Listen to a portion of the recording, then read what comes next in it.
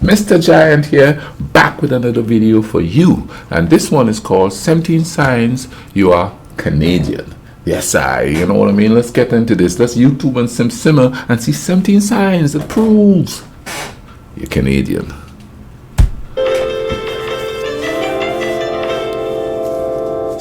Signs you are a Canadian.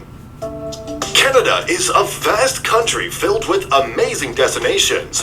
It boasts famous landmarks, incredible culture, historical wonders, etc. Do you know that being Canadian is so much fun? Canadians happen to be one of the nicest people in the world. It's pretty awesome. These are 17 signs you are a true Canadian. Number 1. You are proud of the maple leaf. As the maple sap starts flowing in spring, it brings new life to the people with a touch of ambrosia. They know that the days of cold and dark of the winter months are going to end, and they will not exhaust their food reserves. Besides this, the maple leaf stands as a great symbol of Canadian identity. It is incorporated into the national flag, and that makes every Canadian proud. You can see the dynamic design of the maple leaf books, gold coins, banners, and many other items. Canadians swell in pride as they see the maple leaf. They love to fly it and think Canada is the best country in the world. Hey. Number 2, you love Tim Hortons like anything. Canadians love Tim Hortons. Every Canadian outside Canada suffers from Tim Hortons withdrawal. It's the first stop on their way home from the airport when they return to Canada after visiting a foreign country. It is because Tim Hortons happens to be a cultural staple of Canada. Canadians also take their foreign friends to Tim Hortons first and order a double-double, which means 2 creams and 2 sugars. They wait for the reaction of the visitor after their first sip and get irritated when foreigners say it is just a coffee. A true Canadian downloads the Tim Hortons app while on a road trip. Number 3. No, I keep hearing from a lot of Canadians this Tim Hortons stuff. I'm gonna have to check it. Now, is it compatible to like Starbucks here in America? I don't go to Starbucks. As a matter of fact, I'm not much of a coffee drinker, but yeah, I'm gonna try Tim Hortons. You understand? Starbucks stuff is just all sugar and yeah. You are not Americans. Nothing makes Canadians more annoyed than calling them an American. While it is easy to mistake them for Americans due to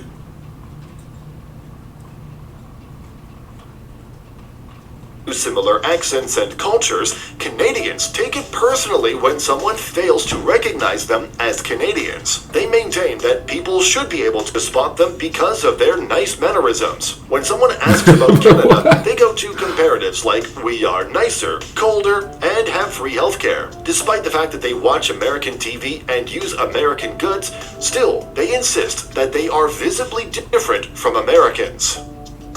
Number 4, you have your way of giving directions. Plenty of beer, wine, and liquor stores are there in every Canadian locality. It developed a typical Canadian habit of using the beer and liquor stores as landmarks. Ask a Canadian about any place, they will reply, go to that wine shop and turn right, you will find it there. Distance also meant something different for Canadians. While distance means how far a particular place is from the present position and is measured in kilometers, miles, meters, etc., Canadians have a different notion about distance. They always measure distance in terms of time. If you ask anyone where they live, the reply will be, it is about an hour's drive from here. Is that true for you? Number 5. I don't know. Where I live, that's how people do it. You know what I mean? It's about 10 minutes down the street, or it's about half an hour this way. People here do the same thing too, to a certain degree. You love to talk about the weather. Canada witnesses a wide variation of seasons and temperatures. Daytime temperatures in Canadian summertime can go up to 35 degrees Celsius and above. During winter, it might go as low as minus 35 degrees Celsius. Canadians have plenty to talk about the weather for this reason, and they start and end their conversations with the weather. One thing is sure, Canadians always have something to complain about the weather, even though they know that it is the winter season. They would say it's a sunny winter day. God help us if it rains in winter, and like that. Number 6, you have some reservations about the metric system. Canada started converting to the metric system in the 1970s. Still, you can find the use of the imperial system in several sectors of Canadian everyday life and economy. It is mainly due to the historical ties with the United Kingdom. While Canadians make fun of Americans for not following the metric system, Canadians are yet to fully convert them. The use of feet and pounds is common to denote height and weight in Canada. There seems to be no intention of full conversion to the metric system. Number 7. They said that in Canada they switched to the metric system in the 1970s. Because I remember I was in what would be called a junior in high school here. It was in Form 4, I do believe. And they tried to switch to the metric system. Shoot. I went from a straight A student to straight D student in math. I just, you get to a certain age, I guess, and you're just like, man, I just learned all this stuff, and boom, you're going to switch it. But this was in the 1970s when they were trying to switch it back home too. I don't know. I still think they use pounds and all that stuff like Canada is still doing. But yeah, that was the 70s. They tried to change us up too back home. You know Canadian chocolate is the best. Canada boasts the best chocolate in the world as chocolate bars. They are not candy bars. Americans have their Nestle and the British have their Cadbury Chocolate Company, but Americans have no idea about the goodness of dairy milk, caramel, etc. Staying in the middle ground, Canadian chocolates have all the good things. They grow up with every chocolate bar you can imagine, tasting exclusive Canadian brands like Coffee Crisp, Crispy Crunch, Jersey Milk, and Wonder Bars. Number 8, you get... Okay, I'll be honest. Never taught chocolate in Canada. Never put those two together. I'm going to have to try some Canadian chocolate now. What?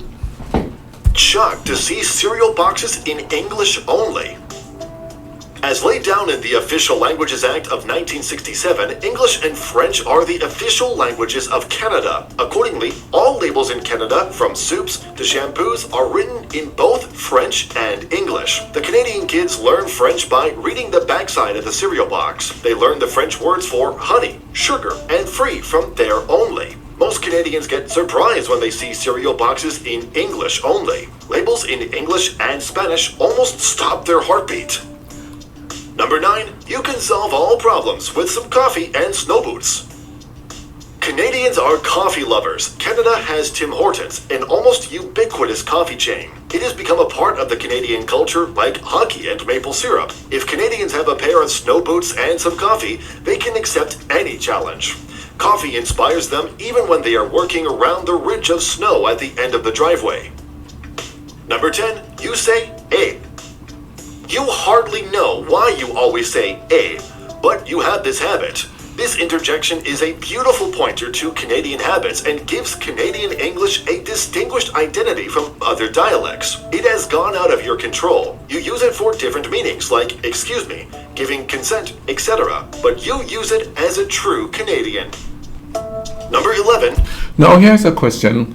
Is this the saying a regional thing? It depends on what region you're in, or is that because they sort of equate that to all Canadians? But I'm from a little itty bitty island, and I know up in the north we say things differently than we do in the south, and that's a country that you could walk pretty much in a day. So it's just like a regional thing, and they're just equating it all to all Canadians. Comment down below, hit me up. You are comfortable with Homo Milk. If someone from outside Canada visits any grocery store in Canada, they would find Homo Milk everywhere. It means homogenized milk with a 3.25% fat content. It is an acceptable type of milk in Canada, and it is normal for your spouse to ask you to pick Homo Milk on the way back home. Moms also say that their kids like Homo Milk. Number 12. No, it's the same thing with the cigarette that in England they call it that F word. But here, that's a slur. So, and that's why when you travel, you have to be careful what you say, and also be careful what you hear, because you might get offended, and then they say, what are you offended for? Like the S word. When I first came here, I didn't realize there was a curse word too, because I said it back home. We have friends named SHI. You know what I mean? We have friends named that. So when I came here and I was using that word willy-nilly, people was like, "Ah, you cursing," especially when I went to a Christian college. Whoo, boy, did I get in trouble for that. You say beaver tails are delicious. It will surprise anyone from outside Canada. They would probably think that Canadians love the large fat tails of these unique amphibious rodents. Beaver Tails happens to be a Canadian restaurant chain. They specialize in pastries known as beaver tails. These are fried dough pastries that are stretched to look like beaver's tails. It is topped with syrup, ice cream, fruits, and other savory ingredients to make it delicious. What fun! Number 13, you say sorry even when you have not done anything wrong. While this is slightly over-exaggerated, Canadians do believe in being nice and polite to everyone. These are embedded in Canadian culture. Canadians, as a result, have such an apologetic character that the term sorry has almost lost its true meaning and become an involuntary response to a situation, even if it is not necessary. Whether it is opening the door to a stranger while commuting to the workplace or giving support to a family, Canadians always demonstrate their empathy and authenticity. See, now here, man, if you say sorry too much, oh, you must have some kind of an insecurity in you. You know, there must be something wrong with you psychologically speaking, if you say sorry. And if you say sorry and apologize for stuff, boom, you're weak. You're weak, you know what I mean? You're supposed to be unapologetic. You do you. It's me. You know, it's me above everything else. It's me beyond anything else. You know what I'm saying? And I'm not saying everybody's like that here, but generally speaking, sorry is like a word that people see you as weak. Even if you're in a relationship and you do something and you say sorry for it, oh man, you know, it's not your fault. You know, you shouldn't say sorry, blah, blah, blah, blah, blah. You know what I mean? It's a sign of weakness to say sorry here in a lot of cases. Not all cases, and not everybody's like that, but generally speaking, that's the way it is. Number 14, you have rolled up the rim to win. Ask any Canadian if they have rolled up the rim, they will always say yes and baffle you. There is nothing naughty in the phrase. It is a contest promoted by Tim Hortons, a Canadian coffee and donut chain of restaurants. When people finish their coffee, tea, etc., there they pop the lid off and roll up the pre-cut section of the rim of the cup. It reveals the prize they have won. Or in most cases, the prizes they didn't win. I've lost count of how many times I've seen "Please play again" in these cups. Oh my goodness. Number 15, you brag about Canadian cold. Canada without cold is a foreign place. Once again, it is slightly exaggerated as our summers can have just as extreme heat depending on where in Canada you live, but our winters, especially further north, are why Canadians always brag about the Canadian cold. They do not believe that any place outside Canada could be cold. Everybody has their own story. Some would say their uncle instantly froze to death at the doorstep as he was not wearing proper clothes. Number 16, you love poutine.